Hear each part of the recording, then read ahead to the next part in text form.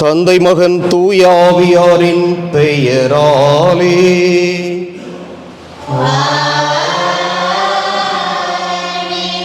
நம் ஆண்டவராகிய இயேசு கிறிஸ்துவின் அருளும் கடவுளின் அன்பும் தூய ஆவியாரின் நட்புறவும் உங்கள் அனைவரோடும் இருப்பதாக.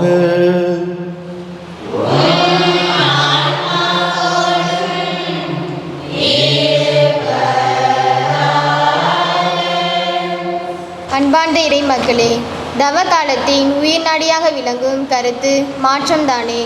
வெளிப்புற மாற்றம் அல்ல, உள்ளார்ந்த மாற்றம், மனமாற்றம், அதன் விளைவாக உருவாகும் வாழ்வு மாற்றம். இதனை பெற்றுக்கொள்ளவே நாம் இன்று ஆலயத்தில் கூடியுள்ளோம். இன்று நற்செய்தியில் இயேசு தன் வருகை உலகிற்கு தண்டனை தீர்ப்பளிக்க அல்ல என்று நமக்கு நினைவூட்டுகிறார். உண்மைக்கேற்ப வாழும்போது நாம் ஒளியிடம் வருகிறோம். நமது பாவங்களால் நாம் குற்ற உணர்வு குறைந்து சுய கௌரவம் அதிகமாகி நாம் பாவ சங்கீர்த்தனம் செய்து கொள்ள செல்வதில்லை. நம் குற்ற உணர்வு நாம் மனம் திரும்பி மாற்றமடைவதற்கு பெரிய தூண்டுதலாக இருக்கும். நாம் நமது பாவங்களை நினைத்து அவமானம் அடைகிறோம். அதனால் நமது பாவங்கள் வெளியே தெரிந்துவிடும் என பயப்படுகிறோம். எனினும் இயேசு நம் சுய கௌரவத்தையும் நமது பயத்தையும் போக்க நாம் அனுமதித்தால் இயேசு அதனையெல்லாம் போக்கி மகிழ்ச்சி தருவார். குருவானவர் மூலமாக இயேசு நம்மிடையே பேசி மன்னிப்பையும் இரக்கத்தையும் நிபந்தனையற்ற அன்பையும் நமக்கு வழங்குகிறார். இன்றைய நற்செய்தியில் இயேசு உண்மைக்கேற்ப வாழ்பவர்கள் ஒளியிடம் வருகிறார்கள் என்றும் அவர் மீதில் நம்பிக்கை கொள்வோர் தண்டனை தீர்ப்புக்கு ஆளாவதில்லை என்றும் நினைவூட்டுகிறார். நாம் நமது குற்றங்களை ஒத்துக்கொள்ளும் போது, கிறிஸ்துவின் பணியாளர்களாகிய குருவிடம் சொல்லும்போது நாம் இயேசுவினால் காப்பாற்றப்படுகிறோம். குருவின் குரல் மூலம் இயேசு நம்மிடம் பேசுவதை கேட்கிறோம். மேலும் பாவங்களை செய்யாமல் இருக்க இயேசுவிடமிருந்து ஆற்றலை பெறுகிறோம். இருளிலேயே ஏன் இன்னும் துன்புற்று இருக்க வேண்டும்? இயேசு நம்மை மீட்க வந்துள்ளார் என்பதை உணர்ந்து முழு மனமாற்றத்தை பெற இறைவனை இறைஞ்சுவோம். அன்புமிக்க சகோதர சகோதரிகளே, நம் திருமுழுக்கு நினைவாக நம் மீது தெளிக்கப்படும் தமது படைப்பாகிய இத்தண்ணீரை புனிதப்படுத்தி அருளுமாறு நம் கடவுளாகிய ஆண்டவரை கெஞ்சி மன்றாடுவோமாக. அவரே நமக்கு உதவி அளித்து நாம் பெற்றுக்கொண்ட தூய ஆவிக்கு உண்மை உள்ளவர்களாய் நிலைத்திருக்க அருள்வாராக. என்றென்றும் உள்ள எல்லாம் வல்ல இறைவா, வாழ்வின் ஊற்றும் தூய்மையின் தொடக்கமுமான தண்ணீரின் வழியாக மக்கள் புனிதம் அடைந்து நிலை வாழ்வின் கொடையை பெற வேண்டும் என்று திருவுளமானீர். இத்தண்ணீரை புனிதப்படுத்தியருள உம்மை வேண்டுகிறோம். ஆண்டவரே, உமது நாளாகிய இன்று உமது அருட்காவலை பெற விரும்புகிறோம். வாழ்வழிக்கும் உமது அருளின் ஊற்றினை எம்மில் புதுப்பித்தருளும். இத்தண்ணீரினால் எங்கள் உள்ளத்தையும் உடலையும் தீமை அனைத்திலிருந்தும் காத்தருள்வீராக. இவ்வாறு நாங்கள் தூய இதயத்துடன் உம்மை அணுகி வரவும் உமது மீட்பை பெற்றுக்கொள்ளவும் தகுதி பெறுவோமாக. எங்கள் ஆண்டவராகிய கிறிஸ்து வழியாக உம்மை மன்றாடுகின்றோம். எல்லாம் வல்ல இறைவா, தண்ணீர் வளம் பெற அதில் உப்பிட வேண்டும் என்று இறைவாக்கினர் எலிசா வழியாக கற்பித்தீர். உமது படைப்பு பொருளாகிய இந்த உப்பை பரிவிரக்கத்துடன் புனிதப்படுத்தியருள உம்மை தாழ்மையுடன் வேண்டுகிறோம். ஆண்டவரே, உப்பு கலந்த தண்ணீர் தெளிக்கப்படும் இடமெல்லாம் தீயோனின் தாக்குதல் அனைத்தும் தோல்வி உறச் செய்வீராக. உம் தூய ஆவியார் உடனிருந்து எங்களை இடையராது காத்தருள்வாராக. எங்கள் ஆண்டவராகிய கிறிஸ்து வழியாகவே மன்றாடுகின்றோம்.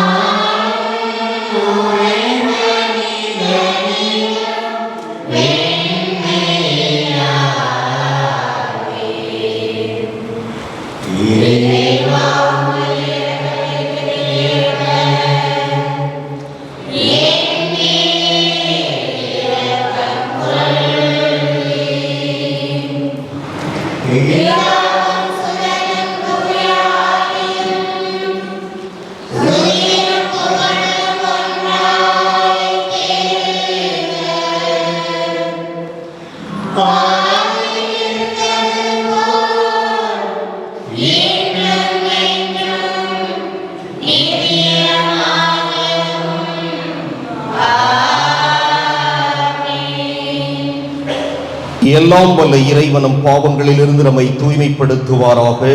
இந்த நற்கருணை கொண்டாட்டத்தின் வழியாக அவர் தம்முடைய ஆட்சியின் விருந்தில் பங்கு கொள்ள நம்மை தகுதி பெறச் செய்வாராக.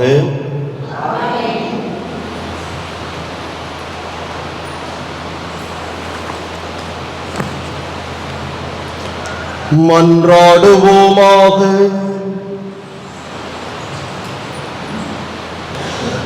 இறைவா, மனிதரானவும் வாக்கின் வழியாக மனித குலத்தின் ஒப்புரவை வியத்தகு முறையில் செயல்படுத்துகின்றீர். அதனால் ஆர்வமிக்க இறைப்பற்றாலும் உயிர் துடிப்புள்ள நம்பிக்கையாலும் வரவிருக்கும் பெருவிழாவுக்கு கிறிஸ்துவ மக்கள் விரைந்திட ஆற்றல் பெற அருள் புரிவீராக. உம்மோடு தூயாவியாரின் ஒன்றிப்பில் இறைவனாய் என்றென்றும் வாழ்ந்து ஆட்சி செய்கின்ற அவர் வழியாக உம்மை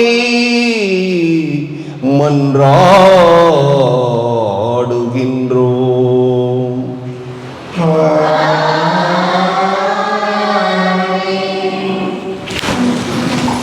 கடவுள் தம் மக்களை ஒருபோதும் கைவிடுவதில்லை.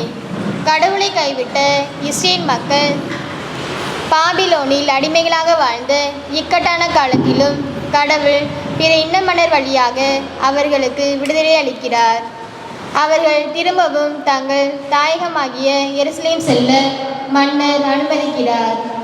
கல்தீரின் மன்னன் வழியாக கோயிலை இடித்த கடவுள் பாரசீக மன்னன் சைரஸ் வழியாக அதை கட்டியெழுப்ப ஏற்பாடு செய்தார். கடவுள் தன் மக்களை ஒருபோதும் கைவிட மாட்டார் என்று உரைக்கும் முதல் வாசகத்தை கவனமுடன் செவிமடுப்போம். முதல் வாசகம். ஆண்டவரின் சினமும் இரக்கமும் மக்கள் நாடு கடத்தப்படுதலிலும் அவர் மீட்க பெறுவதிலும் வெளியாகின்றன. குறிப்பேடு 2ஆம் நூலில் இருந்து வாசகம். அதிகாரம் 36, இறை வார்த்தைகள் 14 தொடங்கி 16, மேலும் 19 தொடங்கி 23 முடிய. அந்நாள்களில் குருக்களின் தலைவர்களும் மக்களும் வேற்றினத்தாரின் அனைத்து அருவறுப்புகளையும் தொடர்ந்து செய்து உண்மையற்றவர்களாய் ஆண்டவர் தமக்காக எருசலேமை தூய்மையாக்கி இருந்த திருக்கோவிலை மேலும் தீட்டுப்படுத்தினர். அவர்கள் மூதாதையரின் கடவுளாம் ஆண்டவர் தம் மக்கள் மீதும் தம் உறைவிடத்தின் மீதும் இரக்கம் கொண்டு தம் தூதர்களை மீண்டும் மீண்டும் அவர்களிடம் அனுப்பினார். ஆனால் அவர்கள் கடவுளின் தூதர்களை ஏளனம் செய்து அவர் தம் வார்த்தைகளை புறக்கணித்து அவர் தம் இறைவாக்கினர்களை பிழித்துரைத்தனர். ஆதலால் அவர்கள் தப்ப முடியாத அளவுக்கு ஆண்டவரது சினம் அவர்கள் மேல் கலன்றெழுந்தது. கடவுளின் இல்லத்தை அவர்கள் எரித்து எருசலேமின் மதில்களை தகர்த்தனர். அங்கிருந்த அனைத்து அரண்மனைகளையும் தீக்கிரையாக்கி விலை உயர்ந்த பொருள்கள் அனைத்தையும் அளித்தனர். மேலும் அவன் வாளுக்கு தப்பியவர்களை பாபிலோனுக்கு நாடு கடத்தினான். பாரசீக அரசு எழும்பு வரை அங்கே அவர்கள் அவனுக்கும் அவன் புதல்வர்களுக்கும் அடிமைகளாக இருந்தனர். நாடு ஓய்வு நாள்களை கடைபிடிக்காததால் 70 ஆண்டுகள் பாழாய் கிடக்கும் என்று எரேமியா உரைத்த ஆண்டவரின் வாய்மொழிகள் இவ்வாறு நிறைவேறின. பாரசீக மன்னன் சைரஸ் ஆட்சியின் முதல் ஆண்டில் எரேமியா உரைத்த ஆண்டவரின் வாய்மொழிகள் நிறைவேறும் வண்ணம் ஆண்டவர் அவனது மனத்தை தூண்டி எழுப்பினார். எனவே அவன் தனது நாடு முழுவதற்கும் மடல் வரைந்து அறிவித்தது யாதெனில், பாரசீக மன்னராகிய சைரஸ் என்னும் யாம் கூறுவது இதுவே: விண்ணக கடவுளாம் ஆண்டவர் மன்னக அரசுகள் எல்லாவற்றையும் எனக்கு அளித்துள்ளார். மேலும் யூதேயாவில் உள்ள எருசலேமில் அவருக்கு திருக்கோயில் எழுப்புமாறும் எனக்கு பணித்துள்ளார். எனவே அவருடைய மக்களாக இருப்பவர் அங்கு செல்லட்டும். கடவுளாம் ஆண்டவர் உங்களோடு இருப்பாராக. இது ஆண்டவர் வழங்கும் அருள்வாக்கு.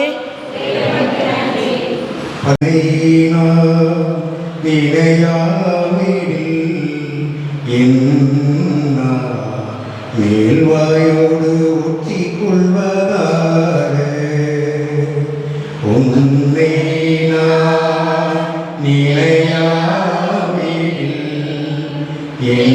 நான் மேல்வாயோடு ஒட்டி கொள்வதாக பாவிலோனின் ஆறுகள் அருகே அமர்ந்து நாங்கள் சீயோனை நினைத்து அழுதோ. அங்கிருந்த செடிகள் மீது எங்கள் யாழ்களை மாட்டி வைத்தோ. உன்னை நான்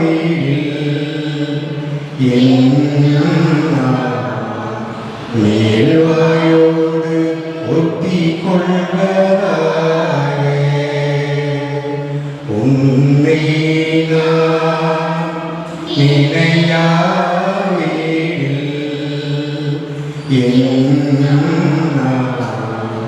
மேல்வாயோடு ஒட்டி கொள்வதாக.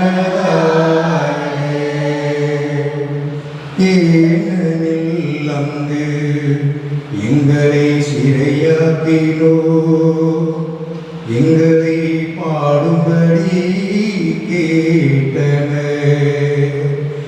எங்களை கடத்தி சென்றோ, எங்களை மகிழ்ச்சி இசைக்குமாறு கேட்டனர். சீயோனின் பாடல்களை எங்களுக்கு பாடி காட்டுங்கள் என்றனர். உன்னை நான்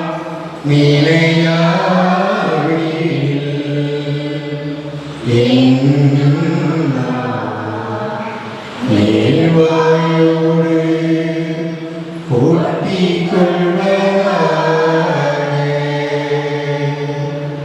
ஆண்டவருக்கு உரித்தாக்கும் பாடலை அந்நிய நாட்டில்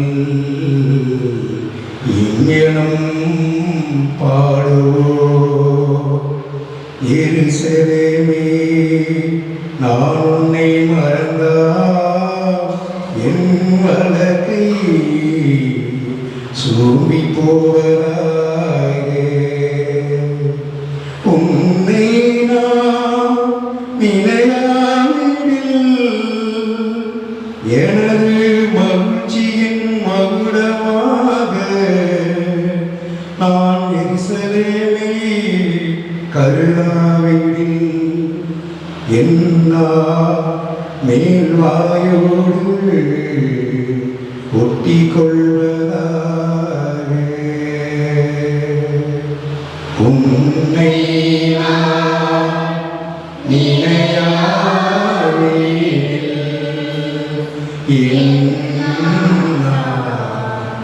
மேல்வாயோடு ஒட்டி கொள்வதாக. இன்று இரண்டாம் வாசகத்தில் எபேசியர்களுக்கும் புனித பவுல் எழுதிய கடிதத்தில் கடவுளுடைய அன்பும் தாராள மனப்பான்மையும் மிகுந்த இரக்கத்தையும் நமக்கு எடுத்துரைக்கிறது. மிகுந்த இரக்கமுடைய கடவுள் நம் மீது அன்பு கொண்டதால் நாம் மீட்கப்பட்டோம். நாம் கடவுளின் கலைப்படைப்பு, நற்செயல்கள் புரிவதற்கென்றே கிறிஸ்து இயேசு வழியாய் படைக்கப்பட்டிருக்கும். முற்றிலும் கடவுளுடைய ஒப்பியவற்ற அன்பின் கொடைகள் இவைகள் என்று உரைக்கும் இவ்வாசகத்திற்கு செவிமடுப்போம். இரண்டாம் வாசகம். குற்றங்களின் காரணமாய் இறந்தவர்களாகி இருந்த நீங்கள் மீட்கப்பட்டிருப்பது அந்த அருளாலேயே. திருத்துதர் பவுல் எபேசியருக்கு எழுதிய திருமுகத்திலிருந்து வாசகம். அதிகாரம் 2, இறை வசனங்கள் 4 முதல் 10 முடிய. சகோதர சகோதரிகளே, கடவுள் மிகுந்த இரக்கமுடையவர். அவர் நம்மீது மிகுந்த அன்பு கொண்டுள்ளார். குற்றங்களின் காரணமாய் இறந்தவர்களாய் இருந்த நாம் அவ்வன்பின் மூலம் இணைந்து உயிர் பெற செய்தார். நீங்கள் மீட்கப்பட்டிருப்பது அந்த அருளாலேயே. இயேசு கிறிஸ்துவோடு இணைந்த நிலையில் நாம் அவரோடு உயிர் தெழவும் விண்ணுலகில் அவரோடு அமரவும் செய்தார். கிறிஸ்து இயேசு வழியாக கடவுள் நமக்கு செய்த நன்மையையும் அவரது ஒப்புயர்வற்ற அருள் வளத்தையும் இனி வரும் காலங்களிலும் எடுத்து காட்டுவதற்காகவே இவ்வாறு செய்தார். நீங்கள் அந்த அருளாலேயே நம்பிக்கையின் வழியாக மீட்கப்பட்டிருக்கிறீர்கள். இது உங்கள் செயல் அல்ல, மாறாக இது கடவுளின் கொடை. இது மனித செயல்களால் ஆனது அல்ல. எனவே எவரும் பெருமை பாராட்ட இயலாது. ஏனெனில் நாம் கடவுளின் கை வேலைப்பாடு, நற்செயல்கள் புரிவதற்கென்றே கிறிஸ்து இயேசு வழியாய் படைக்கப்பட்டிருக்கிறோம். இவ்வாறு நற்செயல்கள் புரிந்து வாழும்படி கடவுள் முன்கூட்டியே ஏற்பாடு செய்திருக்கிறார். ஆண்டவரின் அருள்வாக்கு.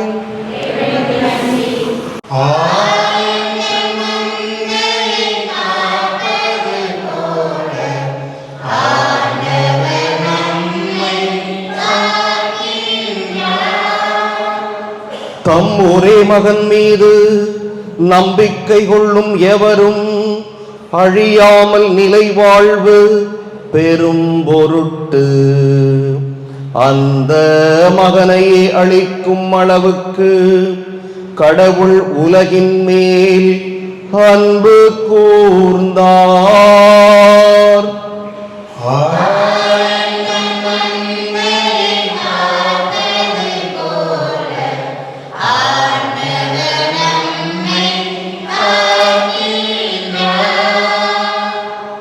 ஆண்டவர் உங்களோடு இருப்பாராக.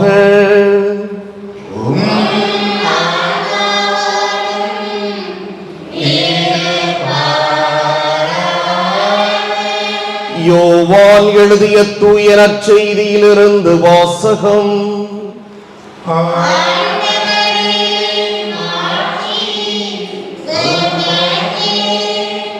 அதிகாரம் 3, இறைவாக்குகள் 14 தொடக்கம் 21 இறுதியாக. அக்காலத்தில் இயேசு நிக்கதேமுக்கு கூறியது: பாலை நிலத்தில் மோசேயால் பாம்பு உயர்த்தப்பட்டது போல மானிட மகனும் உயர்த்தப்பட வேண்டும். அப்போது அவரிடம் நம்பிக்கை கொள்ளும் அனைவரும் நிலை வாழ்வு பெறுவர். தம் ஒரே மகன் மீது நம்பிக்கை கொள்ளும் எவரும் அழியாமல் நிலை வாழ்வு பெறும் பொருட்டு அந்த மகனையே அளிக்கும் அளவுக்கு கடவுள் உலகின் மேல் அன்பு கூர்ந்தார். உலகிற்கு தண்டனை தீர்ப்பளிக்க அல்ல, தம் மகன் வழியாக அதை மீட்கவே கடவுள் அவரை உலகிற்கு அனுப்பினார். அவர் மீது நம்பிக்கை கொள்வோர் தண்டனை தீர்ப்புக்கு ஆளாவதில்லை. ஆனால் நம்பிக்கை கொள்ளாதோர் ஏற்கனவே தீர்ப்பு பெற்றுவிட்டனர். ஏனெனில் அவர்கள் கடவுளின் ஒரே மகனிடம் நம்பிக்கை கொள்ளவில்லை. ஒளி உலகிற்கு வந்திருந்தும் தம் செயல்கள் தீயனவாய் இருந்ததால் மனிதர் ஒளியை விட இருளையே விரும்பினர். இதில்தான் அவர்களுக்கு எதிரான தண்டனை தீர்ப்பு அடங்கியுள்ளது. தீங்கு செய்யும் அனைவரும் ஒளியை வெறுக்கின்றனர். தங்கள் தீ செயல்கள் வெளியாகிவிடும் என அஞ்சி அவர்கள் ஒளியிடம் வருவதில்லை. உண்மைக்கேற்ப வாழ்பவர்கள் ஒளியிடம் வருகிறார்கள். இதனால் அவர்கள் செய்யும் அனைத்தையும் கடவுளோடு இணைந்தே செய்கிறார்கள் என்பது வெளியாகும். ஆண்டவரின் அருள்வாக்கு.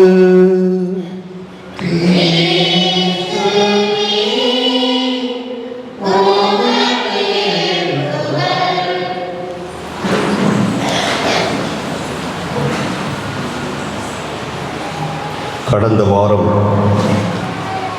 நமது பாண்டிச்சேரி மற்றும் தமிழகத்தை உலுக்கிய ஒரு செய்தி. யாருக்காவது தெரியுமா? யாருக்காவது தெரியுமா? அதெல்லாம் தெரியலை நமக்கு. சிறுமி, 9 வயது சிறுமி பாலியல் வன்கொடுமைக்கு ஆளாக்கப்பட்டிருக்கிறார். நாம் சீரியல் பார்க்குறோம், ஒரு சீரியல் விடாமல் உட்காந்து பார்க்குறோம். அதில் இருக்க கதையை கேட்டால் 3 வாரத்துக்கு முன்னாடி நடந்ததெல்லாம் கரெக்டாக நம்ம சொல்லிடுவோம். ஆனால் உலகத்தில் என்ன நடக்குதுங்கிறத நம்ம விட்டுடுறோம். 9 வயது சிறுமி, 5ஆம் கிளாஸ் படிக்கிற ஒரு சிறுமி 57 வயது மிருகம், மனித மிருகம் ஒன்றும் 19 வயது மனித மிருகம் ஒன்றும் இருவரும் சேர்ந்து பாலியல் வன்கொடுமைக்கு உள்ளாக்கி அதை கொலை செய்து ஆற்றிலே வீசி சென்றிருக்கிறார்கள். இதுதான் கடந்த வாரம் நடந்த அந்த நிகழ்வு. இந்த பாதகர்களை இந்த நிலைக்கு இட்டு சென்றது, அதற்கு ஒரு காரணம் இருக்கிறது. அது என்ன காரணம்? சும்மா செஞ்சுட்டாங்களா அந்த செயலை? அந்த செயலை செய்ய தூண்டியதற்கு என்ன அவர்கள் அதற்கு முன்பாக ஒரு காரியம் செய்தார்கள். என்ன செய்தார்கள்? போதைப் பொருள், கஞ்சா அவர்கள் அருந்துகிறார்கள். அது எப்படி அருந்தினார்கள் என்பதெல்லாம் தெரியாது. எனவே அவர்கள் கஞ்சா அடிக்கிறாங்க, போதை உச்சத்திற்கு ஏறுகிறது, தலைக்கு ஏறுகிறது. எனவே அவர்கள் இப்படிப்பட்ட ஒரு செயலை செய்கிறார்கள். ஆக ஒரு தவறு நடப்பதற்கு காரணம் இன்னொரு தவறு, அது இன்னொரு தவறு நடப்பதற்கு காரணம் இன்னொரு தவறு. அதை வாங்கிறதுக்கு அவங்கள்ட்ட காசு யார்? ஒருவேளை அவர்கள் உழைத்து சம்பாதித்திருக்கலாம். ஆக உழைத்து சம்பாதித்ததை குடும்பத்திற்கு செய்யாமல் இப்படி தான் தோன்றித்தனமாக வாழ்ந்திருக்கலாம். இப்படி நாம் செய்கின்ற பல பாவங்கள், தவறுகள், கொலைகள், தீமைகள், இவை எல்லாவற்றிற்கும் ஒன்றோடு ஒன்று அதற்கு முன்பு ஒரு தவறு, அதற்கு முன்பு ஒரு தவறு, அதற்கு முன்பு ஒரு தவறு என்று நாம் பட்டியலிட்டு கொண்டே செல்லலாம். எனவே அவர்களுடைய அந்த போதை பழக்கம் போதைக்கு அடிமையானதால் நாம் கடவுளுக்கு இணையாக நினைக்கக்கூடிய அந்த பிஞ்சு குழந்தைகளை கூட காம வெறி கொண்டு பார்க்கக்கூடிய அந்த நிலைக்கு அவர்கள் தள்ளப்படுகிறார்கள். இதுதான் நாம் இங்கே பார்க்க வேண்டியது. இப்படிப்பட்ட ஒரு சூழலிலே மக்கள் என்ன சொல்லுகிறார்கள்? நீங்கள் அரசாங்கத்தை பார்த்து சொல்றாங்க, பாண்டிச்சேரி கவர்மெண்ட்டை, நீங்க அவங்களுக்கு எந்த தண்டனையும் கொடுக்காதீங்க, 6 மாதம் ஜெயிலில் போடுவீங்க, அப்புறம் பெயிலில் விட்டுருவீங்க, அப்புறம் அவ்வளோதான், அவன் தப்பிச்சு போயிடுவான், எங்கள்கிட்ட ஒப்படைங்க, நாங்கள் அவனை பார்த்துக்கிறோம், நீங்கள் எங்கள்கிட்ட ஒப்படைச்சு நீங்கள் சைலண்டாக இருந்துக்குங்க, என்ன செய்யணும்னு எங்களுக்கு தெரியும் என்று சொல்லும் அளவிற்கு இந்த ஒரு அசம்பாவிதம் நடந்திருக்கிறது. பாவம், அந்த சிறுமி இறந்து விட்டாள் அவர்களுடைய காம பசிக்கு.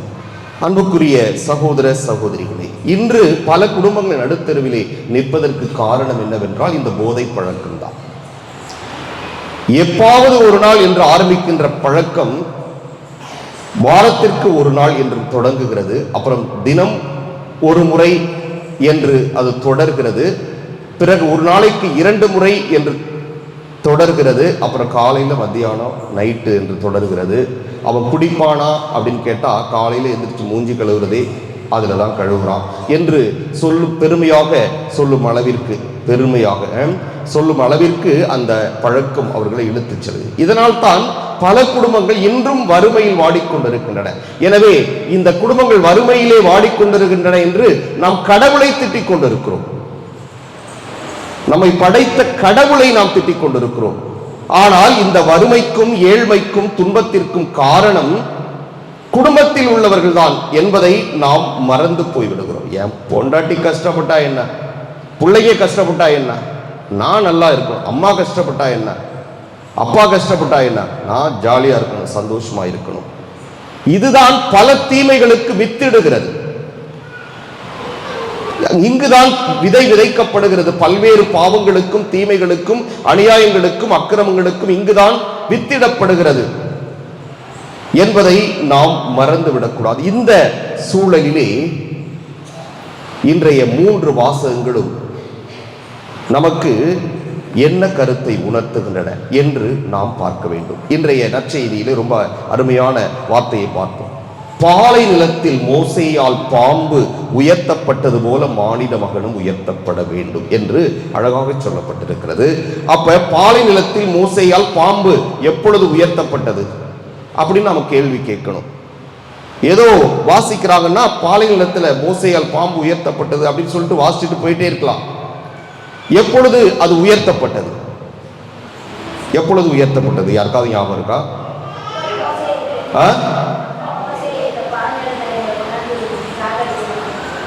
கொஞ்சம் விளக்கமா சொல்லுங்க. இஸ்ரேல் மக்கள் அவங்களுக்கு நல்லது செய்யணும்னு யார் நினைத்தார்? ஆண்டவர் நினைத்தார். எனவே மோசேயினுடைய தலைமையிலே அந்த அடிமைகளாக கிடந்த இஸ்ரேல் மக்களை எல்லாம் வழிநடத்தி செல்லுகிறார் இறைவன். ஆனால் விடுதலைக்கு வித்திட்ட அந்த கடவுளை மறந்துவிட்டு அவர்களாகவே சில தெய்வங்களை உருவங்களை உருவாக்கி அதை கடவுள் என்று அவர்கள் வழிபட ஆரம்பித்தார்கள். நல்லா கேட்டுக்கங்க, இதெல்லாம் நம்ம விவிலியத்தில் இருக்கு. எனவே இறைவன் அவர்கள் மீது கோபம் கொள்ளுகிறார், அவர்கள் மீது தண்டனை அனுப்புகிறார். பாம்பு கடிக்கிறது, நிறைய பேர் இறந்து போய்விடுகிறார்கள், நிறைய துன்பம். அப்ப மீண்டும் மனம் திரும்பி வா என்று இறைவன் அவர்களை அழைக்கிறார். சரி, இதுவரைக்கும் நீ பாவம் செஞ்சிட்டியா? தயவு செய்து மீண்டும் திரும்பி வா. வர விரும்புகிறீர்களா? விரும்புகிறோம். அப்படி என்றால் அது மாதிரி யாருக்காவது விஷம் தீண்டிருச்சுன்னா மோசேட்ட சொல்றாரு, ஒரு வெண்கலத்தால் செய்த பாம்பை நீ வை, யார் யாரெல்லாம் இந்த விஷம் தீண்டுகிறதோ அந்த பாருங்க வாழ்வடைவீர்கள் என்று சொல்லுகிறார். பார்த்தவர்கள் எல்லோரும் வாழ்வடைகிறார். இங்கே அது மட்டும் முக்கியம் அல்ல, இன்னொன்றையும் ஆண்டவர் சொல்ல வருகிறார். பாலை நிலத்தில் மோசேயால் பாம்பு உயர்த்தப்பட்டது, அதை பார்த்தவங்க எல்லாம் வாழ்வு பெற்றார்கள். ஆனால் இங்கே அவர் என்ன சொல்றாரு? மானிட மகனும் உயர்த்தப்பட வேண்டும். மானிட மகன் எப்படி உயர்த்தப்பட்டார்? கல்வாரியிலே சிலுவையிலே அவர் தூக்கி நிறுத்தப்பட்டார். அதையும் இதையும் ஒப்பிட்டு பேசுகிறார். அன்று பாம்பு அவர்களுக்கு உயிர் கொடுத்தது, வாழ்வு கொடுத்தது. இன்று சிலுவையில் நான் தொங்கவிருக்கிறேன், அந்த சிலுவையில் தொங்குகின்ற நான் உங்களுக்கு விடுதலை தரப்போகிறேன், மீட்பை தரப்போகிறேன்.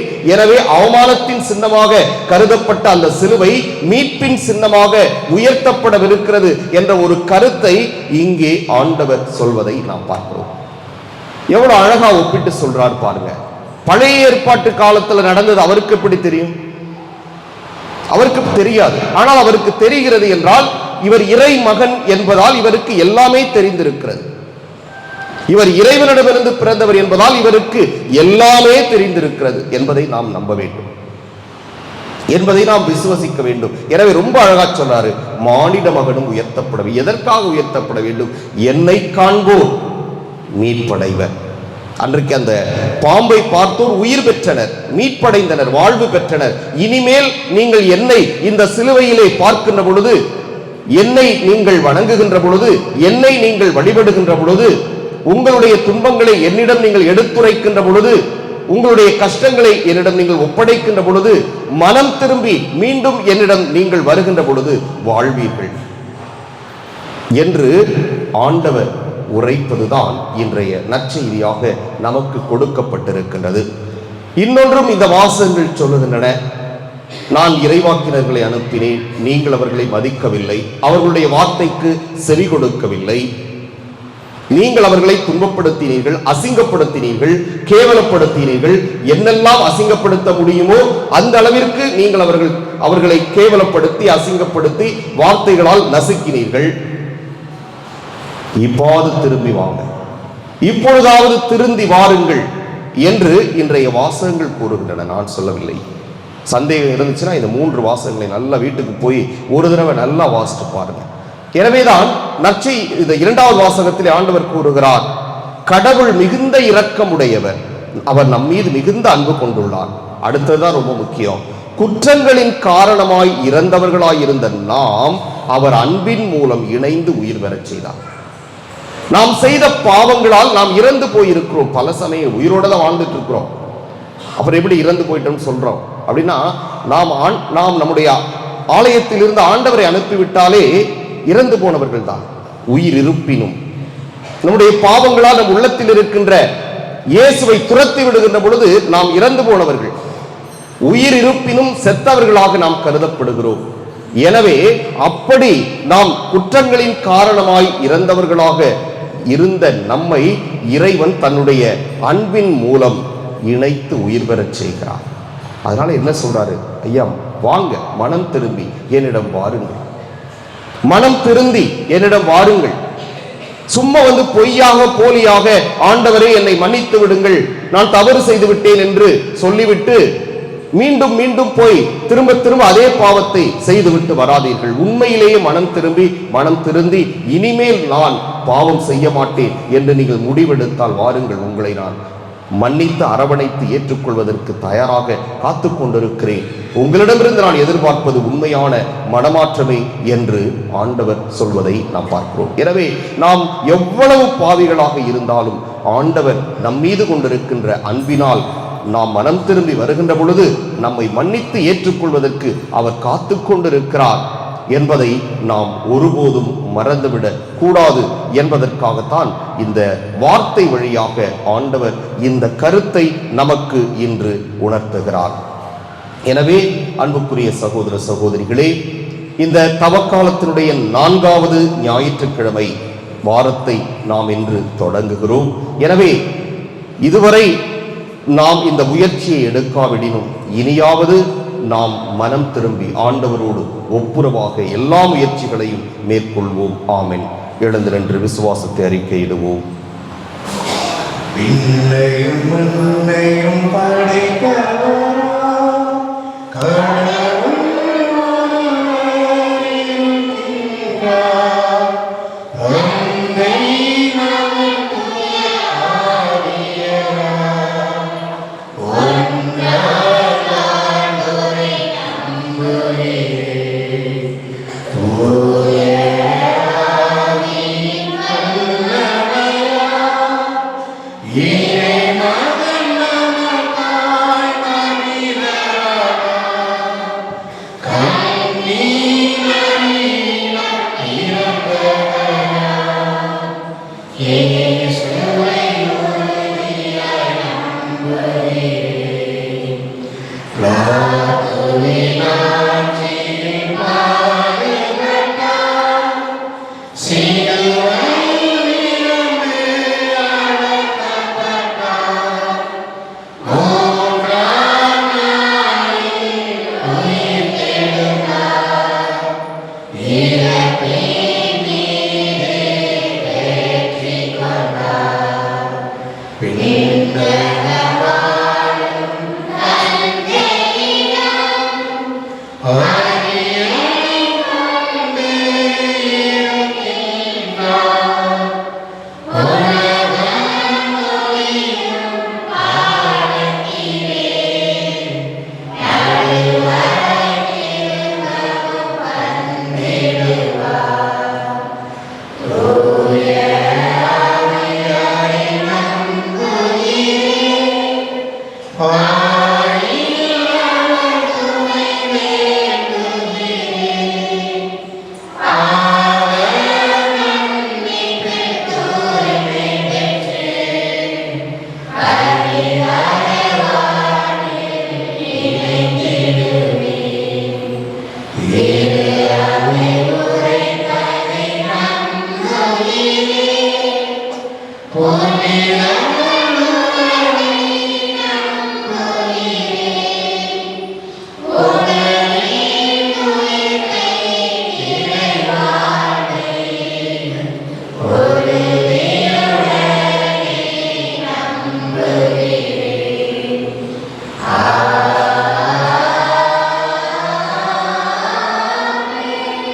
அன்புக்குரியவர்களே, நம்முடைய தேவைகளை மன்றாட்டுக்களாக ஆண்டவரிடம் எடுத்துரைப்போம்.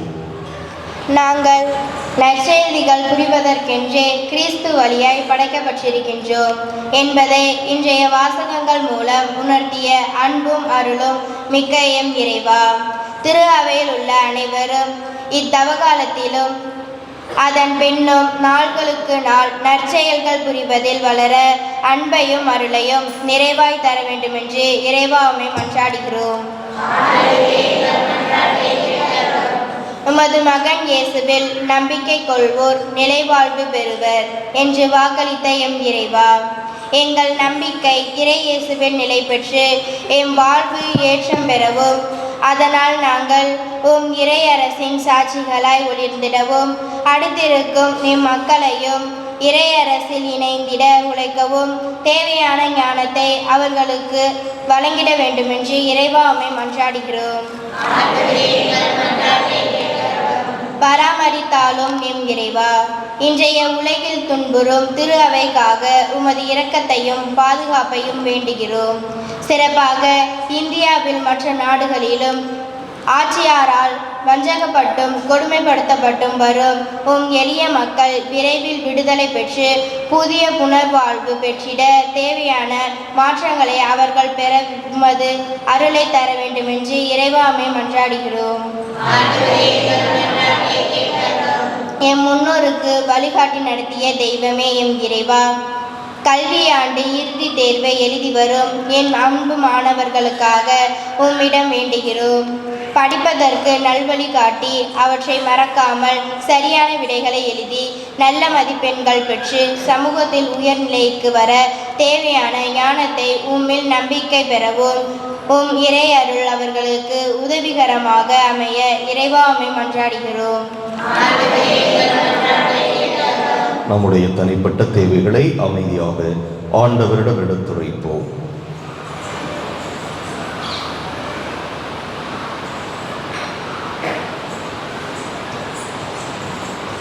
மன்றாடுவோமாக. எங்கள் புகலிடம் பலவுமாக இறைவா, எங்களிடம் இறை உணர்வை தூண்டி எழுப்புகிறவர் நீரே. உம்முடைய மக்களின் உருக்கமான இந்த மன்றாட்டுக்களை ஏற்று நிறைவு செய்ய வேண்டும் என்று எங்கள் ஆண்டவர் கிறிஸ்து வழியாகவே மன்றாடுகின்றோம்.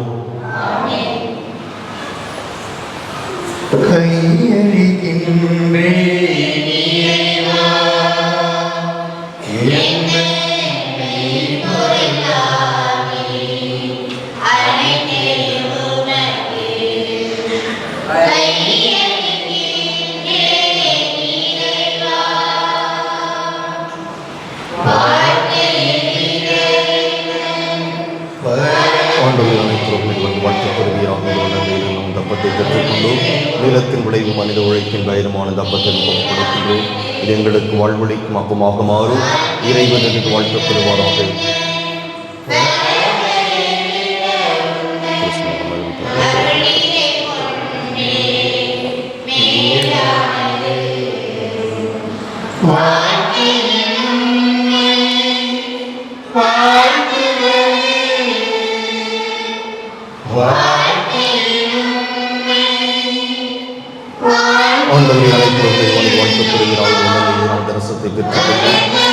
செடி மனித உழைப்பில் பயமான தரிசனத்தை ஒப்புக் கொடுக்கின்றோம். ஆண்டின் மாறுமாக மாறும். இறைவன் என்று வாழ்க்கப் பெறுவாராக. ஆண்டவரே, தாழ்வியான மனமும் நொறுங்கிய உடம்பு கொண்டவரும் ஆண்டவரே இறைவா, நாங்கள் இருவருக்கு ஒப்புக் கொடுக்கும் இவன்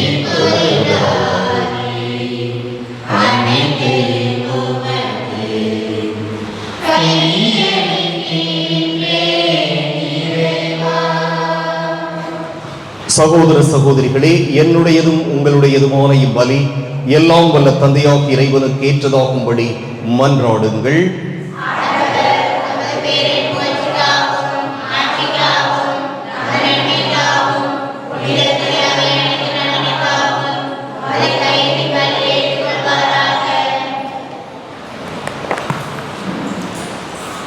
ஆண்டவரே, பணிவுடன் உம்மை வேண்டி நிலையான உதவி அளிக்கும் காணிக்கைகளை பேரின்பத்துடன் உமக்கு ஒப்புக் கொடுக்கின்றோம்.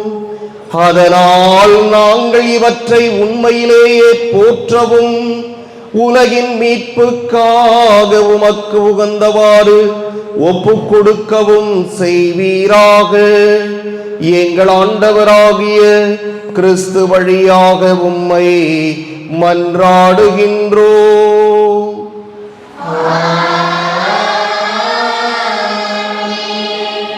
ஆண்டவர் உங்களோடு இருப்பாராக.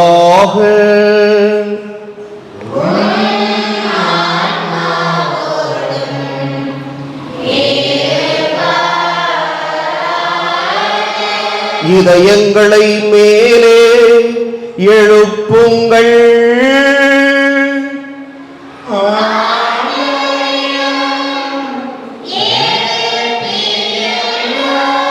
நம் இறைவனாகிய ஆண்டவருக்கு நன்றி கூறுவோம்.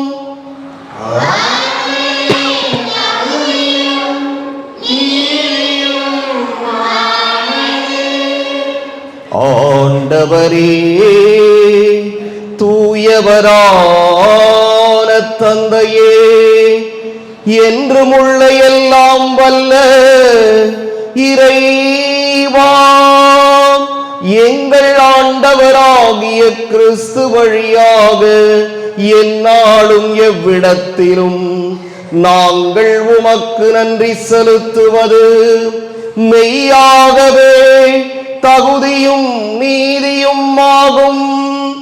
எங்கள் கடமையும் மீட்புக்கு உரிய செயலுமாகும். ஏனெனில் உமது பேரருளால் நம்பிக்கையாளர் மன தூய்மை பெற்று ஆண்டுதோறும் பாஸ்கா விழாவின் மறைபொருள்களை மகிழ்ச்சியுடன் எதிர்பார்த்திருக்கச் செய்கின்றீர். அதனால் பக்தியுள்ள வேண்டல்களிலும் அன்பு செயல்களிலும் அவர்கள் மேன்மேலும் ஈடுபட்டு தங்களுக்கு புத்துயிரளிக்கும் மறை நிகழ்வுகளில் பங்கு கொண்டு பிள்ளைகளுக்கு உரிய அருளை நிறைவாக பெற செய்கின்றீர். ஆகவே வானதூதர் முதன்மை வானதூதரோடும் அரியணையில் அமர்வோர் தலைமை தாங்குவோரோடும் வான்படைகளின் அணிகள் அனைத்தோடும் சேர்ந்து நாங்கள் உமது மாட்சியை புகழ்ந்து முடிவின்றி பாடுவதாவது.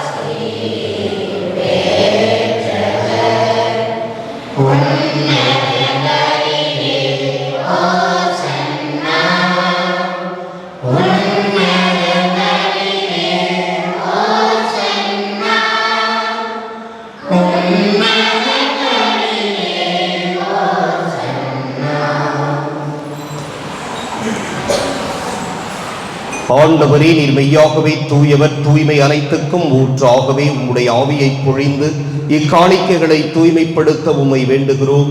இவ்வாறு எங்கள் ஆண்டவர் இயேசு கிறிஸ்துவின் உடலும் இரத்தமுமாக எங்களுக்கு இவை மாறுவனவாக. அவர் பாடுபட உளம் கனிந்து தம்மை கையளித்த போது அப்பத்தை எடுத்து நன்றி செலுத்தி அதை பிட்டு தம் சீடர்களுக்கு அளித்து கூறியதாவது: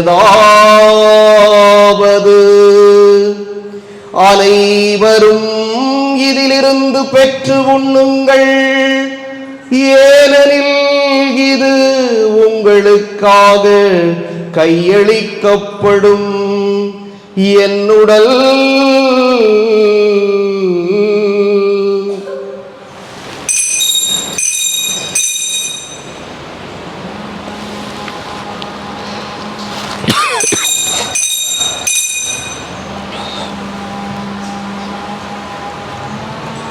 அவ்வண்ணமே இரவு விருந்தை அருந்தியபின் கிண்ணத்தையும் எடுத்து மீண்டும் உமக்கு நன்றி கூறி தம் சீடர்களுக்கு அளித்து அவர் கூறியதாவது: அனைவரும் இதிலிருந்து பெற்று பருகுங்கள், ஏனெனில் இது புதிய நிலையான உடன்படிக்கைக்கு உரிய என் இரத்தத்தின் கிண்ணம். இது பாவ மன்னிப்புக்கென்று உங்களுக்காகவும் பலருக்காகவும் சிந்தப்படும். இதை என் நினைவாக செய்யுங்கள்.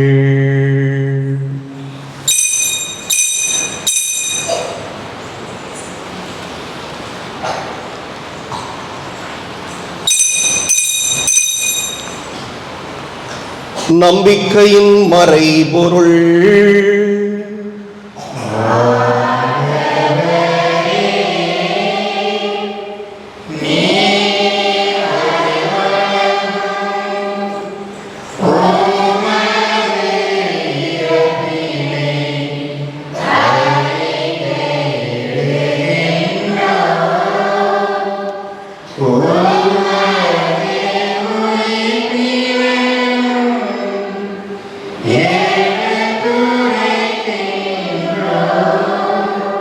ஆகவே ஆண்டவரே, நாங்கள் கிறிஸ்துவின் இறப்பினையும் உயிர்ப்பினையும் நினைவு கூர்ந்து வாழ்வு தரும் அப்பத்தையும் மீட்பளிக்கும் கிண்ணத்தையும் உமக்கு ஒப்புக் கொடுக்கின்றோம். உம் திருமுன் நின்று உமக்கு ஊழியம் புரிய தகுந்தவர்கள் என எங்களை ஏற்றுக்கொண்டீர்.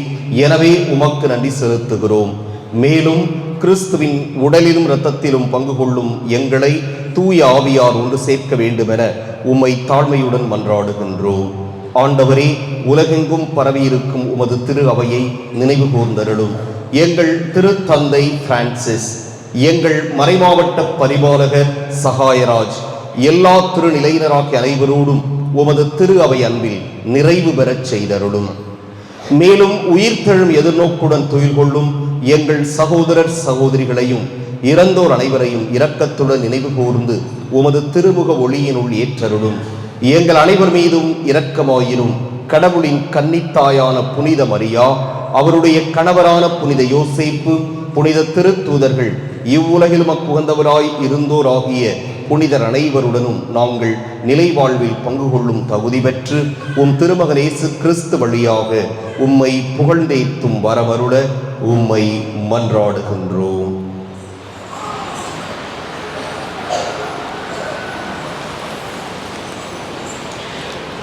இவர் வழியாக இவரோடு இவரில் எல்லாம் வல்ல இறைவனாகிய தந்தையே, தூய ஆவியாரின் ஒன்றிப்பில் எல்லா புகழும் மாட்சியும் என்றென்றும் உமக்கு உரியதே.